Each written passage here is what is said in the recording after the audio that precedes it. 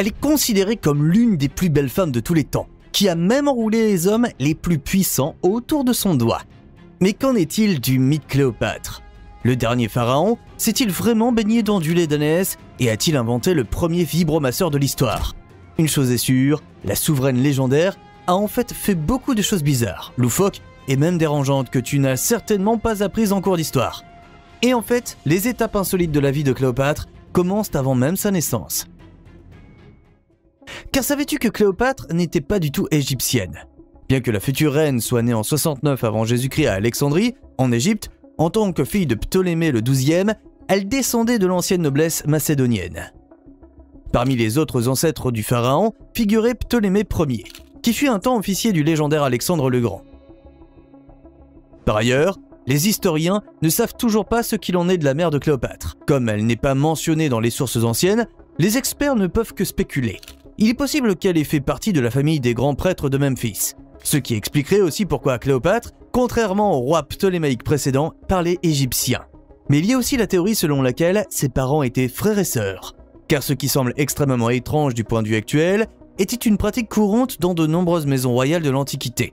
Selon cette théorie, les membres de la dynastie ptolémaïque se mariaient souvent au sein de leur propre famille afin de préserver la pureté de la lignée. Et en effet, Cléopâtre n'a pas fait exception. Elle a épousé ses deux jeunes frères qui ont joué le rôle de maître de cérémonie et de co-dirigeants à différents moments de son règne. Cléopâtre était une meurtrière de famille. Cependant, les luttes de pouvoir et les complots de meurtre étaient tout aussi fréquents dans la tradition ptolémaïque que les mariages familiaux. Cléopâtre et ses frères et sœurs n'étaient pas différents. Son premier frère époux, Ptolémée le XIIIe, a chassé Cléopâtre d'Égypte après qu'elle ait essayé de revendiquer le trône pour elle-même. Dans la guerre civile qui s'ensuivit, Cléopâtre reprit finalement le dessus après s'être alliée à Jules César. Ptolémée finit par se noyer dans le Nil après avoir été vaincu au combat. Après la guerre, Cléopâtre se marie à nouveau, cette fois avec son jeune frère Ptolémée le XIVe. Cependant, on suppose que la pharaone a fait assassiner son mari pour que son fils devienne co-régent. En 41 avant Jésus-Christ, elle ordonne enfin l'exécution de sa sœur Arsinoé, considérée comme une rivale pour le trône. Quelle était la beauté réelle de Cléopâtre? L'historien romain Cassius Dio a écrit que Cléopâtre était si belle qu'elle avait même fait fondre le cœur du pire misogyne. Mais quelle est la part de vérité dans cette description? Tous les hommes qui ont posé les yeux sur la pharaone ont-ils été immédiatement séduits? Eh bien, à ce stade, nous ne devons pas oublier une chose. L'histoire est écrite par les vainqueurs. Et en effet, la propagande romaine a tout fait pour dépeindre Cléopâtre comme une méchante séductrice qui utilisait son charme comme une arme politique.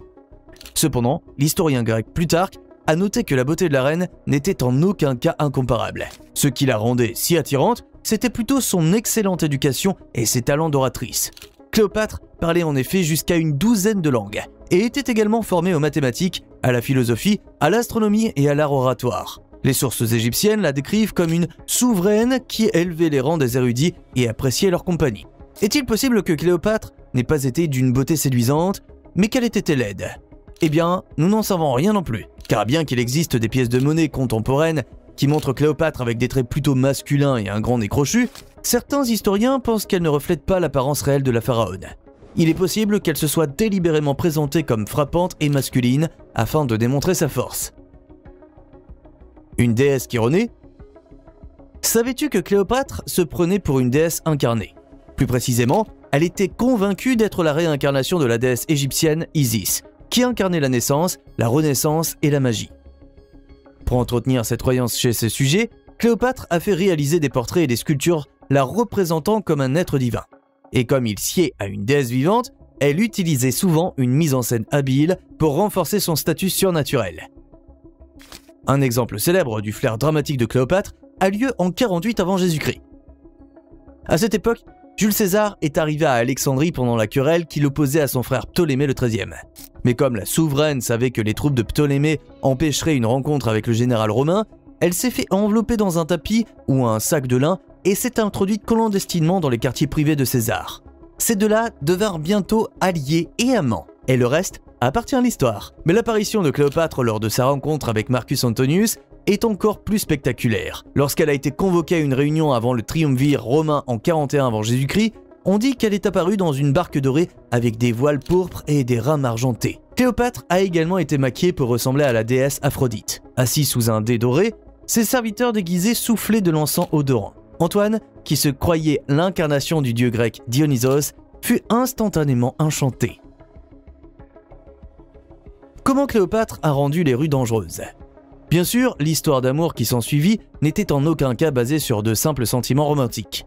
Cléopâtre avait besoin d'Antoine pour protéger son pouvoir et maintenir l'indépendance de l'Égypte, tandis qu'Antoine avait des vues sur les trésors et les ressources de l'Égypte. Cependant, le couple n'était pas seulement connu pour ses jeux de pouvoir. Selon des sources anciennes, le couple a passé l'hiver 41-40 avant Jésus-Christ à s'adonner au plaisir et à l'excès. En fait, ils ont même formé leur propre société de buveurs, connue sous le nom d'Inimitable Foi. Le groupe célébrait des fêtes somptueuses et buvait beaucoup de vin. À l'occasion, ses membres participaient à des jeux et à des compétitions élaborées. L'un des passe-temps favoris de Cléopâtre et d'Antoine était, paraît-il, de défiler déguisés dans les rues d'Alexandrie et de faire des farces aux habitants. Quand Cléopâtre partait au combat. Cléopâtre et Marcus Antonius se sont finalement mariés et ont eu 3 enfants. Cependant, leur relation a provoqué un énorme scandale à Rome, et Octave, le rival d'Antoine, a profité de l'ébullition des esprits pour le dépeindre comme un traître contrôlé par une séductrice insidieuse. En 32 avant Jésus-Christ, la situation s'est tellement envenimée que le Sénat romain a déclaré la guerre à Cléopâtre. Le conflit atteint son apogée sanglante l'année suivante lors de la célèbre bataille navale d'Actium. Cléopâtre ne s'est cependant pas terrée dans ses appartements pendant cette période. Non, elle a personnellement mené plusieurs navires de guerre égyptiens en combat aux côtés de son partenaire. Cependant, ils ne font pas le poids face à la flotte romaine. La bataille se termine rapidement par une défaite et Cléopâtre et Antoine sont contraints de percer les lignes ennemies et de s'enfuir en Égypte. La guerre civile romaine a été largement décidée après la bataille d'Actium. Octave s'est assuré le pouvoir exclusif et la vie de Cléopâtre s'est peu à peu effondrée. Cléopâtre est-elle morte d'une morsure de serpent? Après une nouvelle défaite dévastatrice sur le champ de bataille, Antoine entend parler du prétendu suicide de Cléopâtre. L'ancien triumvir croit à la fausse nouvelle et se jette sur son épée. Condamné à mourir, mais toujours en vie, Antoine apprend que Cléopâtre se porte en fait bien, si bien qu'il meurt finalement dans les bras de sa bien-aimée. Aujourd'hui encore, on ne sait pas si Cléopâtre a délibérément poussé Antoine à la mort afin de parvenir à un accord avec Octave. Les circonstances entourant sa propre mort ne sont pas moins mystérieuses. Après sa capture, la femme brisée a d'abord tenté de mettre fin à ses jours en se laissant mourir de faim. Elle avait vraisemblablement compris qu'Octave voulait l'humilier publiquement dans le cadre d'un cortège triomphal. Cependant, le souverain romain a vu clair dans les intentions de Cléopâtre et a déjoué ses plans en menaçant ses enfants. Lors de sa dernière et unique rencontre avec Octave, la reine désemparée a joué son dernier atout. Lorsqu'on lui a présenté une liste incomplète de ses trésors, Cléopâtre a complètement perdu son sang-froid. De cette façon, elle voulait probablement prétendre qu'elle était encore attachée aux choses matérielles et que sa volonté de vivre était intacte. Octave s'est laissé prendre à la ruse, de sorte que la garde plutôt douce du palais n'a pas été renforcée davantage. Cléopâtre est probablement morte le 10 août de l'an 30 avant Jésus-Christ. Les circonstances de sa mort sont encore floues aujourd'hui. Selon des documents anciens, un paysan est apparu au palais à ce moment-là, apportant à Cléopâtre un panier de figues. Peu après, la pharaone s'est enfermée avec ses serviteurs de confiance Eiras et Carmione et s'est suicidée avec eux. La question de savoir comment elle a réussi à faire cela et ce que contenait réellement le panier de figues occupe encore aujourd'hui les historiens. On parle souvent d'un serpent venimeux, mais quelle est la probabilité de cette hypothèse? Si l'on met de côté le fait qu'aucun serpent n'a été retrouvé dans la chambre de Cléopâtre, une autre question se pose. Comment faire pour que l'animal morde 3 personnes? De plus, la morsure d'un serpent venimeux est tout sauf indolore, et la mort ne survient parfois qu'après plusieurs jours. Dans ce contexte, il semble plus probable que Cléopâtre soit morte du poison, qu'elle s'est injecté ou ingéré elle-même.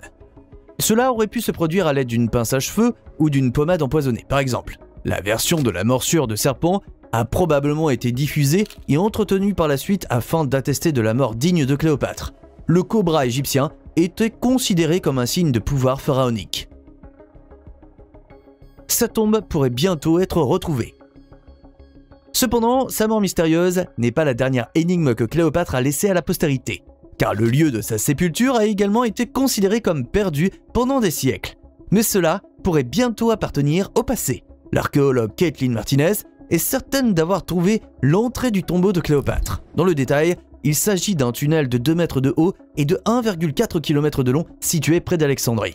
Alors que le passage se trouve à 13 mètres sous le temple Tapusiris Magna, des pièces de monnaie représentant Cléopâtre et Alexandre le Grand y ont déjà été retrouvées. Si le passage mène effectivement à la dernière demeure du pharaon, les experts pourront peut-être profiter de 2 découvertes sensationnelles en une seule fois. Cléopâtre a probablement été enterrée côte à côte avec Marcus Antonius. Abonne-toi dès maintenant, la prochaine vidéo sera diffusée dès demain.